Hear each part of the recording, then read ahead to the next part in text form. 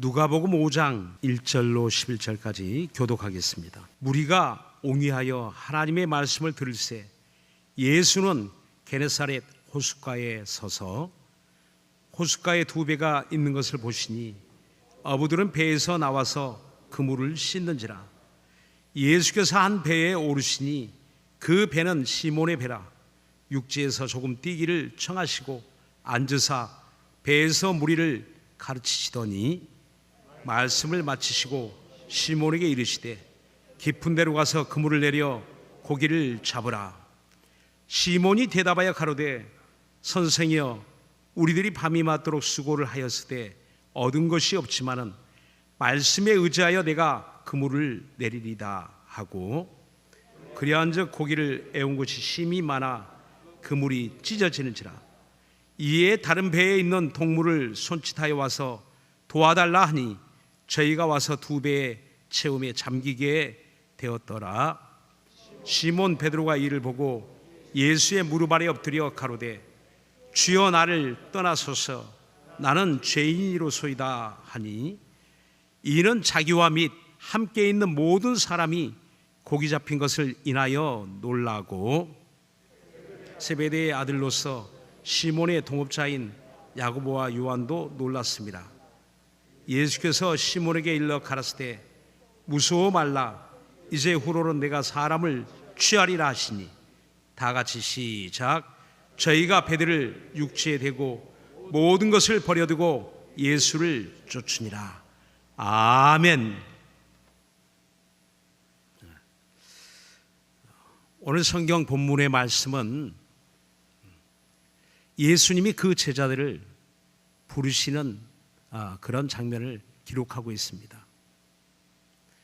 어느 날 갑자기 이루어진 사건이 아니라 오늘 이 내용을 자세히 우리가 읽어보면 분명한 그 순서가 있고 과정이 있다는 것을 알게 됩니다. 하나님 앞에 귀하게 쓰임받은 베드로, 요한, 야고보, 안드레, 예수님의 제자들 가운데 6명은 갈릴리 바다의 어부였습니다. 주로 예수님이 갈릴리 바다를 중심으로 해서 그 공생의 복음 전도의 사역을 하셨기 때문에 그때 갈릴리 주변 마을에 살았던 많은 사람들이 바로 천국 복음, 하나님의 말씀을 그들이 듣게 되었습니다. 오늘 이 성경 본문에 갈릴리 바다, 곧 게네사렛 호수라고도 합니다. 이제 그 갈릴리 바다의 모양이 본래 호수죠. 갈릴리 바다 또 호수라고 하는데 마태, 마가, 요한 복음에는 바다라고 이렇게 기록이 되어 있고 누가복음에는 호수라고 이렇게 기록이 되어 있는데 이는 이방인이었던 누가의 입장에서 보면 여기는 호수고 또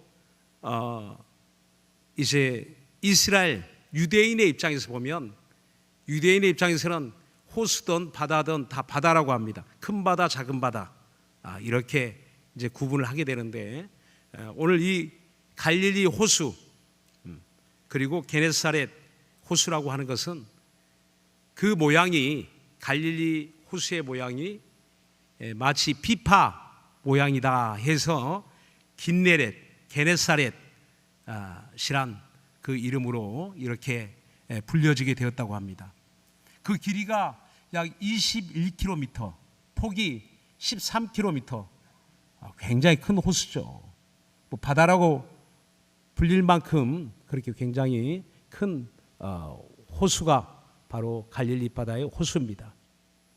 근데 참 그 신기한 것은 지금도 예수님이 거니셨던 갈릴리 호수는 오늘 게네사렛 호수는 지금도 그 지역에 그 호수가 그대로 있고 베드로가 그때 고기잡이에 있던 요한과 야고보가 배를 타고 잡았던 그 물고기는 베드로 고기는 아직도 그 호수에 거닐고 있습니다. 그 바다 속에 그 호수 속에 바로 이런 물고기들이 지금도 그곳에 살고 있고, 그리고 이제 그 관광객들을 위해서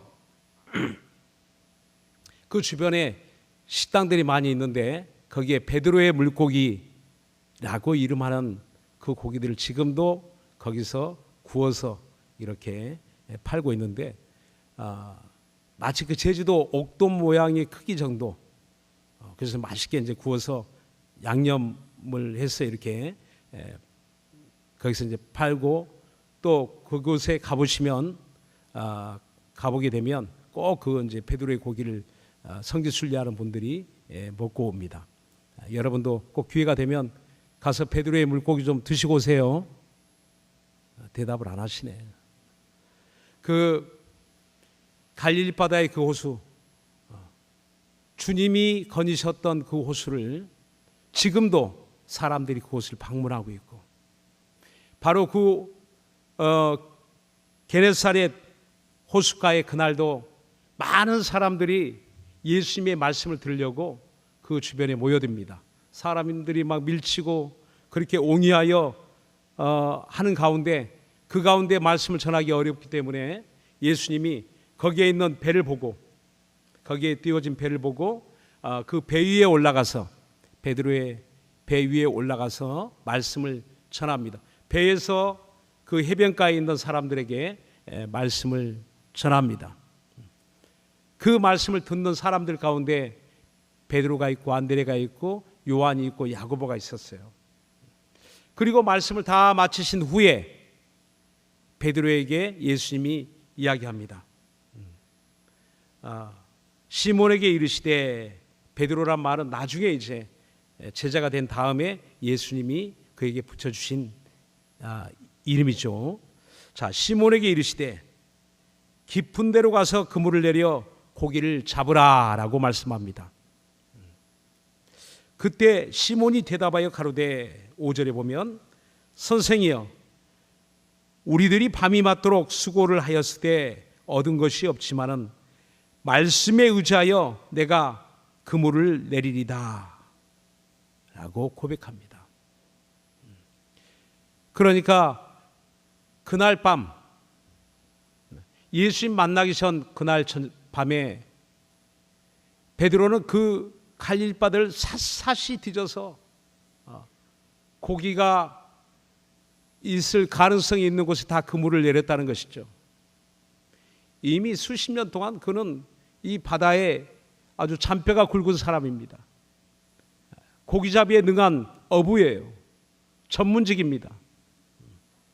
그런데 그가 그날 밤에 아무리 고기가 있을 법한 그의 경험을 의지하고 그가 그동안에 살아온 그런 매일같이 고기 잡았던 그곳에 그물을 내렸지만 그날 밤엔 고기가 없었습니다.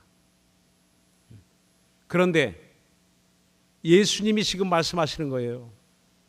예수님의 직업은 목수였습니다. 고기잡이가 아니거든요. 그런데 그 전문직에 종사하는 그 사람에게, 고기 잡는 전문가에게 지금 말씀하는 거예요. 야, 깊은 데로 가서 그물을 내려라. 사실 깊은 데는 고기가 없어요. 갈릴리 바다의 주변에 얕은 그 얕은 곳에 물고기들이 살고, 또 물고기가 새벽녘에 이렇게 많이 움직인다고, 활동을 하고, 또 그 물고기, 그래서 밤부터 새벽 사이에 주로 이제 고기 잡는 일을 한다고 합니다. 그러니까 그 시간은 낮에 그물을 내리는 그 시간에는 당연히 고기가 없고 물고기가 없는 시간이고 활동하지 않는 시간이고, 또 당연히 지금 있을 법한 그곳에 다 내려봤지만 고기는 잡을 수 없고 깊은 곳에는 당연히 없고, 베드로의 그 경험으로는 도무지 불가능한 일이었습니다. 그런데 그가 대답합니다. 밤이 맞도록 수고하였지만 얻은 것이 없지만은 지금은 말씀에 의지하여 내가 그물을 내리겠습니다. 방금 전까지 들었던 말씀, 하나님의 말씀, 천국 복음, 하나님의 아들이 직접 들려주시는 그 예수님의 말씀을 듣고 있었거든요. 내 생각에는, 내 지식으로는, 내 경험으로는 안 되는 일이었지만 또 뻔히 수고해봐야 될 일이 아니겠지만, 그러나 내가 지금까지 들었던 말씀, 배웠던 말씀, 의지했던 그 말씀, 바로 그 말씀을 의지하여 바로 내가 그물을 한번 내려보겠습니다 하고 그는 다시 그 바다로 나아가서 깊은 데로 가서 그물을 내리게 됩니다. 똑같은 그물이에요. 이전에 허탕치던 그물과 똑같은 그물입니다. 똑같은 사람이에요. 다른 전문가가 와서 대신 그물을 내려준 것도 아닙니다. 똑같은 사람, 똑같은 그물을 내리게 되는데 놀라운 일이 일어나게 됩니다. 6절에 보면 그리한즉 고기를 애운 것이 심히 많아 그물이 찢어지는지라 라고 말합니다. 또 이에 다른 배에 있는 동물을 손짓하여 와서 도와달라니 저희가 와서 두 배의 채움에 잠기게 되었더라 라고 합니다. 놀라운 일이 일어나게 되죠. 당연히 없어야 될 고기, 물고기가 그 그물에 이미 그물을 씻어서 오늘은 허탕치는 날, 재수 없는 날, 안 되는 날이라고 생각해서 다 정리했던 그 그물이었지만, 그러나 그때 다시 그물을 내리는 순간에 신기하게도 그 갈릴리 바다에 있는 물고기는 저 예수님이 말씀하신 그 그물이다. 베드로의 그물, 예수님께 순종하는 그물이다 하고, 어쩜 그렇게 물고기도 예수님께 순종하는 베드로를 알아보고 베드로의 그물을 알아보고 그 그물 가운데 달려들기 시작합니다. 막 어디서 숨어있던 그 물고기들이 막 헤엄치면서 그 그물 속으로 막 모여드는 거예요. 지금 이 물고기 잡은 이 사건이 베드로의 능력입니까? 하나님의 능력입니까? 베드로의 능력으로는, 베드로의 경험으로는, 베드로의 실력으로는, 베드로의 전문 어부의 지식과 경험으로는 불가능한 일이었어요. 그런데 놀라운 일은 바로 물고기도 그 순종하는 그물을 알아보고 자기 몸을 던져서 잡혀 주더라는 겁니다. 놀라운 이적이 일어납니다. 자, 이때에 지금 이 순간이 중요한 거예요. 우린 예수를 믿고 하나님 앞에 신앙생활하면서 많은 이적을 경험합니다. 많은 이적의 응답이 있습니다. 물론 아직까지 하나님이 계시나요? 하는 분도 계실 거예요. 하나님이 너무 크시니까 안 보이죠. 또 어떤 사람은 하나님이 우리를 볼 수가 없다고 이야기합니다. 우리가 너무 작은 존재이기 때문에 하나님 눈에 안 보인대요. 정말 그럴까요? 하나님이 너무 크시기 때문에 안 보이고 하나님도 우리가 너무 작아서 못 보는 것일까요? 그렇지 않습니다.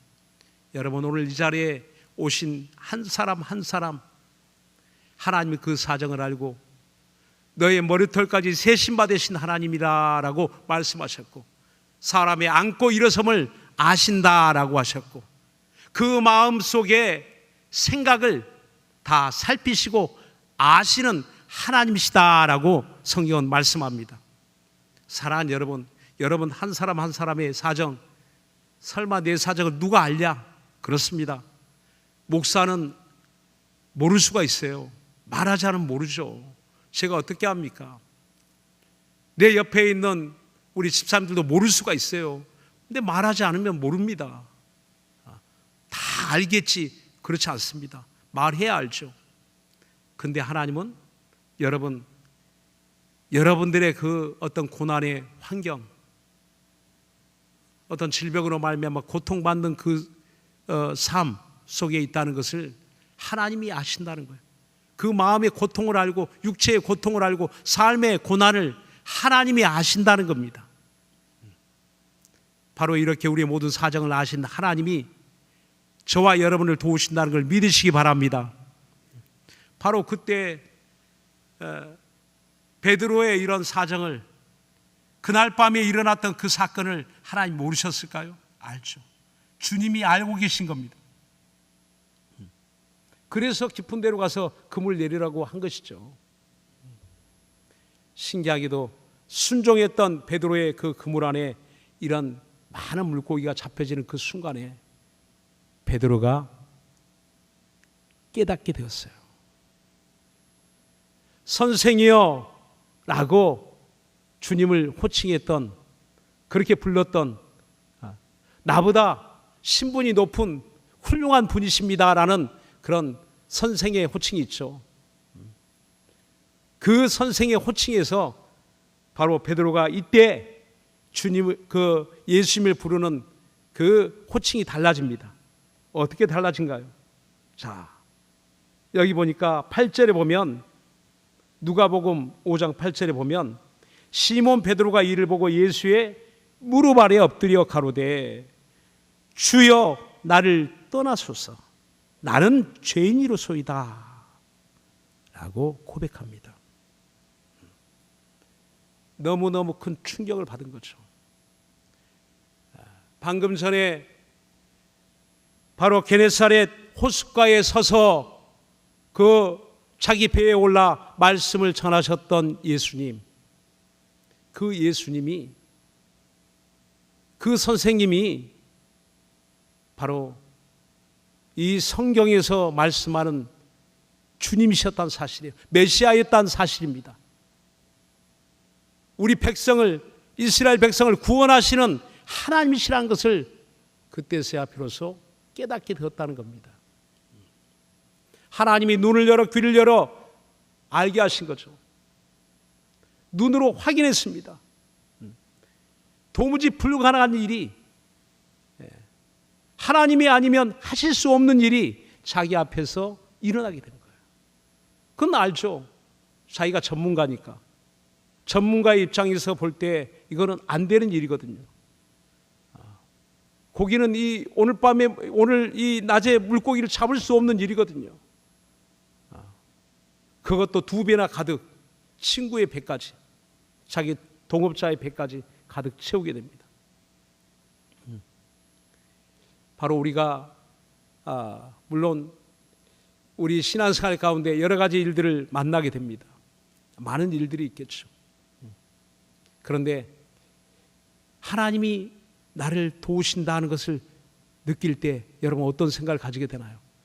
감사하다, 기쁘다, 즐겁다. 물론 그 차원도 너무너무 당연한 것이겠죠. 그런데 우리가 한 가지 생각해 볼 것은 이때 이 순간이 너무너무 중요하다는 겁니다. 이때 정말 하나님의 사심을 안다면 우리는 나와 나의 그런 모습을 다시 한번 살펴볼 필요가 있습니다. 하나님 앞에 나는 누구인가? 나는 어떻게 살아가고 있는가? 내 믿음은 지금 어디에 있는가? 하나님이 정말 계시다라고 우리가 믿고 있다면, 하나님의 말씀을 듣고 그분이 주시는 감동이 있다면 우린 반드시 베드로처럼 이런 회개의 과정이 있어야 된다는 겁니다. 사도행전 2장 37절로 40절에 보면 베드로가 그 예루살렘에 나아가서 예수 그리스도의 복음을 전하게 됩니다. 그 설교를 하죠. 그 제자들이 다 나가서 그때 하나님의 말씀을 선포합니다. 그때에 어떤 일이 일어났을까요? 자, 우리 한번 봅시다. 사도행전 2장을 봅시다. 사도행전 2장. 사도행전 2장 36절로 우리 40절까지, 41절까지 우리 한번 마지막 설교의 그 메시지 말씀과 이제 그 나타나는 반응, 백성들이 어떤 변화가 있게 되는지를 우리 한번 보겠습니다. 오늘날에도 마찬가지 아니겠습니까? 우리는 계속 복음을 듣고 있죠. 뭐 유튜브 동영상을 통해든지 아니면 우리가 직접 나와서 설교를 듣든지 항상 우리는 하나님의 말씀 설교를 가까이 우리가 듣고 있습니다. 예수 그리스도의 복음을 듣고 있죠. 자, 이 복음을 듣는 사람들의 그 변화, 어떤 변화가 일어나고 있는지 한번 보겠습니다. 36절부터 40절까지 41절까지 다 같이 합독합니다. 시작. 그런즉 이스라엘 온 집이 정녕 알지니 너희가 십자가에 못 박은 이 예수를 하나님이 주와 그리스도가 되게 하셨느니라 하니라.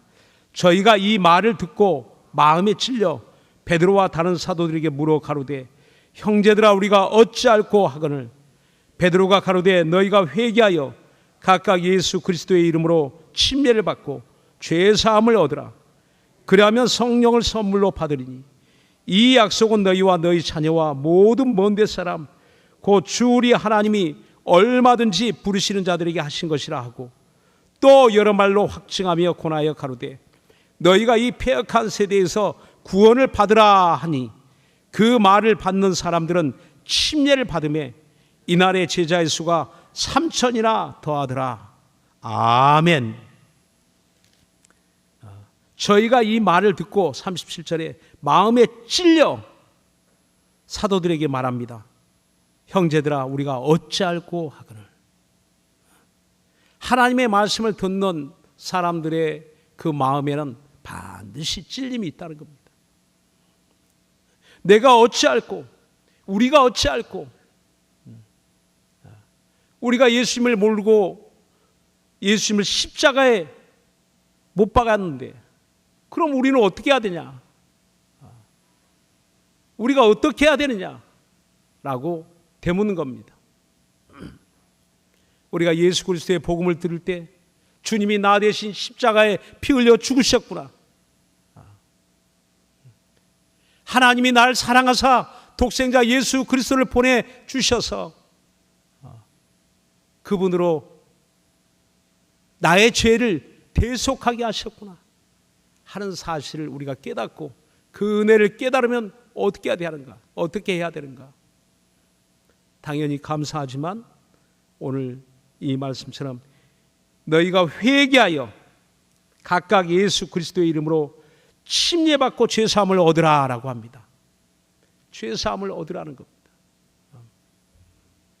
그냥 감사하다가 아니라 죄사함을 회개하여 죄사함을 얻으라는 겁니다.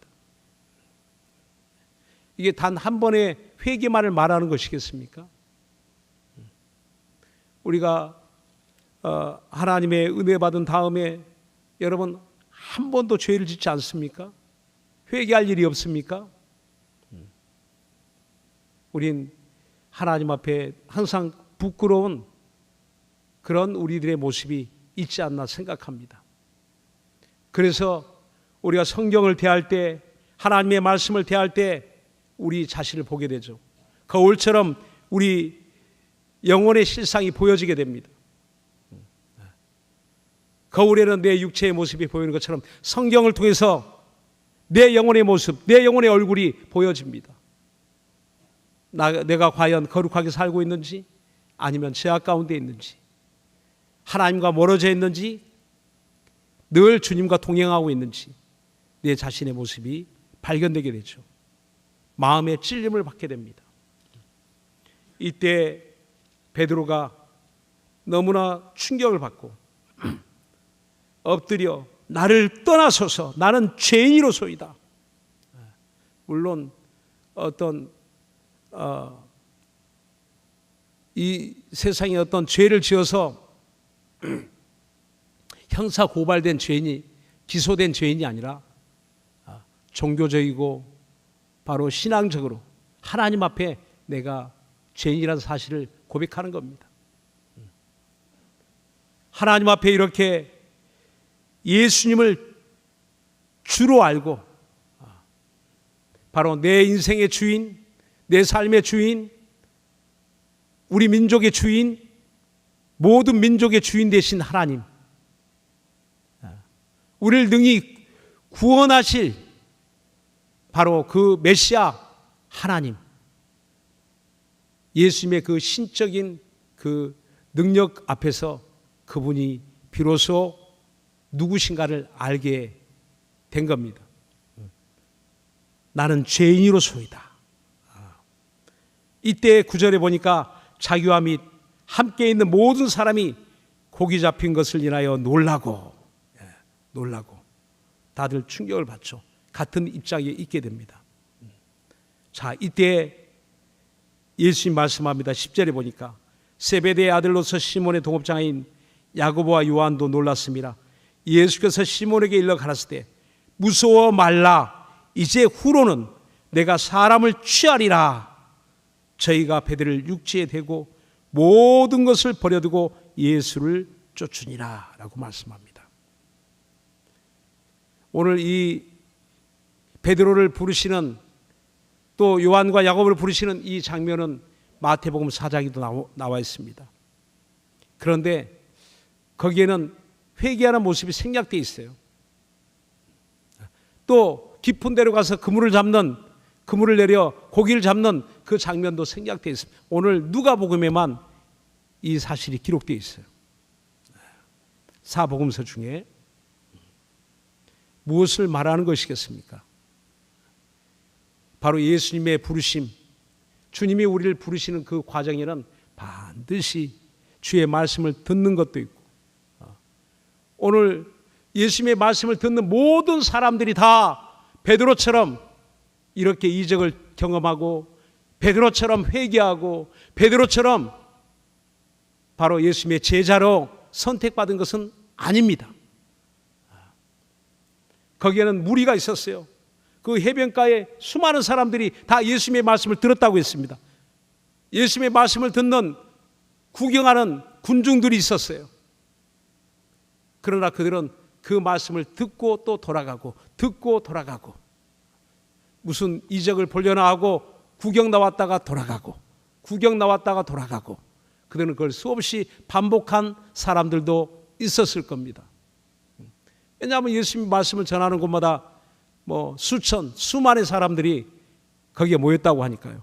오병이어의 이적을 보이는 그 현장에도 바로 남자만 5,000명이라고 했으니까 만여 명이 넘는 사람들이 그 광야의 들판에서 예수님의 말씀을 들었다는 것을 알 수 있습니다. 그러나 예수님이 십자가를 질 때 과연 그 사람들은 다 어디 갔습니까? 그들은 듣고 흩어지는 군중이었습니다. 예수님을 따르는 사람들이 아니었어요. 그러나 예수님을 따르는 제자가 된 사람들이 있습니다. 평생을 모든 것을 버려두고 예수님을 쫓는 사람이 있습니다. 예수님의 제자가 된 사람이 있어요. 참된 그리스도인이 된 성도가 있습니다. 그들은 누구입니까? 바로 해변가에 나와 있던 군중이 아니라 그들 가운데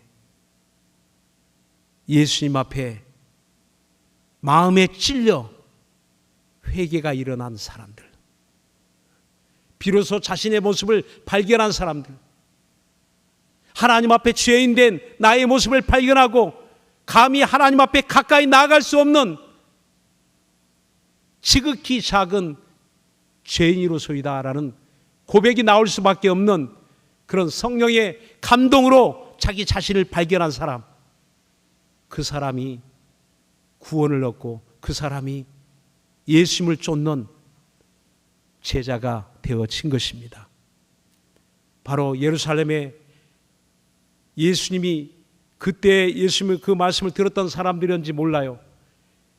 베드로가, 변화된 베드로가 예루살렘에 나아가서 그 제자들과 12제자들과 더불어 11제자들과 더불어 복음을 전할 때에 그때 마음에 찔려 돌아왔는지 모릅니다.